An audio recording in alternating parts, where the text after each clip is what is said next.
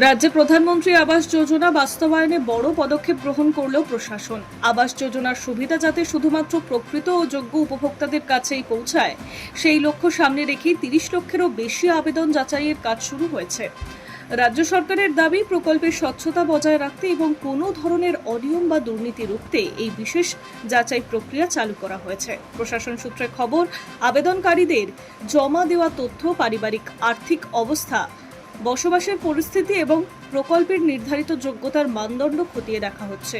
আবাস যোজনার সুবিধা পাওয়ার জন্য আবেদনকারীরা যে তথ্য দিয়েছেন তা সরকারি নথি ও মাঠ পর্যায়ের সমীক্ষার সঙ্গে মিলিয়ে দেখা হবে। কোনো তথ্য গোপন করা হয়েছে কিনা বা ভুল তথ্য দিয়ে আবেদন করা হয়েছে কিনা তা খতিয়ে দেখা হবে।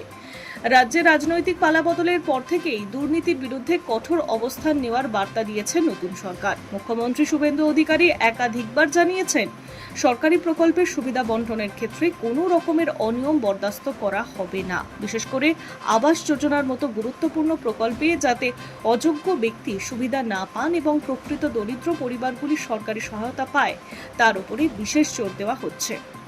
প্রশাসনের তরফে জানানো হয়েছে, এই যাচাই প্রক্রিয়া শুধুমাত্র রাজ্য সরকারের মধ্যেই সীমাবদ্ধ থাকবে না। রাজ্যের সমীক্ষা ও প্রাথমিক যাচাই সম্পন্ন হওয়ার পর কেন্দ্রীয় গ্রামোন্নয়ন মন্ত্রকের পক্ষ থেকে আবেদনগুলি পুনরায় পরীক্ষা করা হবে। অর্থাৎ এক্ষেত্রে ডাবল ভেরিফিকেশন বা দ্বিস্তরীয় যাচাই ব্যবস্থা কার্যকর করা হয়েছে। প্রথম ধাপে রাজ্য প্রশাসনের আবেদনকারীদের তথ্য যাচাই করবে। এরপর কেন্দ্রীয় মন্ত্রক সেই তথ্য পুনরায় খতিয়ে দেখবে এবং প্রকল্পের নির্ধারিত শর্তের সঙ্গে মিলিয়ে চূড়ান্ত অনুমোদন দেবে। দুই স্তরে যাচাইয়ের উত্তীর্ণ হওয়ার পরেই উপভোক্তাদের নাম চূড়ান্ত তালিকায় অন্তর্ভুক্ত করা হবে। তারপর ধাপে ধাপে তাদের ব্যাংক অ্যাকাউন্টে আবাস নির্মাণের আর্থিক সহায়তা পাঠানো হবে। সরকারি সূত্রে জানা গিয়েছে, এই পদ্ধতির ফলে প্রকল্পের স্বচ্ছতা বাড়বে এবং দুর্নীতির সুযোগ অনেকটাই কমবে। একই সঙ্গে অনুপ্রবেশকারী, ভুয়ো আবেদনকারী কিংবা অযোগ্য ব্যক্তিদের সরকারি সুবিধা পাওয়ার সম্ভাবনা কার্যত বন্ধ হবে। ফলে প্রকৃত উপভোক্তারাই প্রকল্পের সুবিধা পাবেন। উল্লেখ্য, রাজ্যে নতুন সরকার গঠনের পর একাধিক কেন্দ্রীয় প্রকল্প বাস্তবায়নের গতি এসেছে।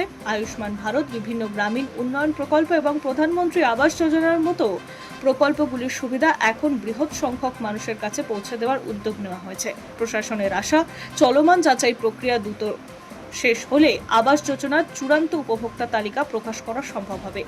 এরপর যোগ্য পরিবারগুলির হাতে দ্রুত আবাস নির্মাণের আর্থিক সহায়তা পৌঁছে দেওয়া সম্ভব হবে। ফলে বহু গরিব ও গৃহহীন পরিবারের পাকা বাড়ির স্বপ্ন বাস্তবায়নের পথে আরও এক ধাপ এগোনো হবে।